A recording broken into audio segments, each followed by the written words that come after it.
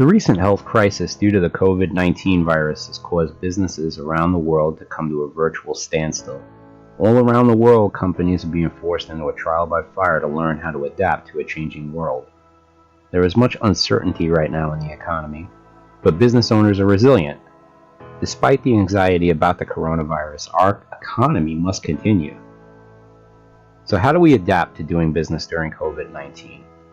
This is a time where companies must learn more agile methods of doing business at a distance. With social distancing becoming a requirement around the world, there are a few things businesses can do to close the gap during the current crisis. Here are some recommendations that you can use to your advantage to differentiate yourself from competitors and make customers remember your brand long after COVID-19 has left the headlines and it's back to business as usual. We'll present these sound marketing and sales methods that can not only help you seal a few deals, but may help to soften the blow that closed offices around the world are bringing to everyone's bottom line. Number 1, it's time to telecommute and let the employees telecommute as well. Don't let business processes and procedures or superlative security concerns keep you from doing business. Ask your IT administrator how you can VPN into your company's network and server. And don't be afraid to give clients and coworkers your cell phone number. Some people have an aversion to giving out their cell phone number or working from home. This is the time to get over those feelings of discomfort and learn to adapt. Remember, this is a trial by fire for businesses around the world. Don't let uncertainty create an inability to adapt. There are services like Jira, which allow teams to work virtually on projects and have excellent visibility, and messaging apps like Slack, which allow teams to collaborate at a distance, Skype, text messaging, and of course email remain reliable means of communicating with teams and clients outside the office. For salespeople, now becomes the time to make the most of a video as a sales tool. There are free services like Vidyard enable you to sell at a distance. If these technologies are available but they're outside your comfort zone, now is the time to learn to embrace them. They may literally save your business's life right now. Number 2, don't be afraid to ask for business, but be sensitive. Many businesses are closed and suffering right now. For sales and marketing people in particular, this is the time to remind your customers that you exist. If your customer base ever needed your services, the time is now. Many marketing firms are closed during this health crisis and sales has come to a virtual screeching halt. It's acceptable to remind customers that businesses around the world are learning to adapt to doing business at a distance and that you are ready to help facilitate the change for them. Get your prospects and customers back on track. It's important to let customers know that your business in particular wants to provide a service for them and that it's still business as usual for your company. Health crisis or not, you are working virtually from home and telecommuting until you're back in the office. Here's the sad truth.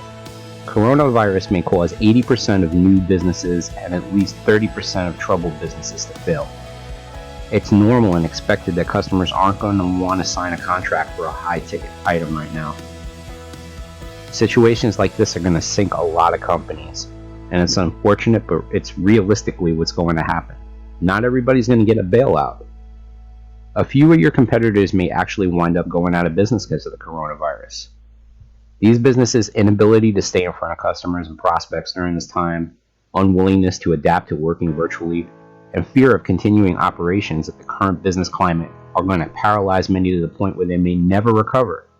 That's not going to be you or your business. You need to let customers know that your company remains active, is sensitive to the ongoing crisis, and that you are ready to serve and provide service virtually whenever they return to normal operations.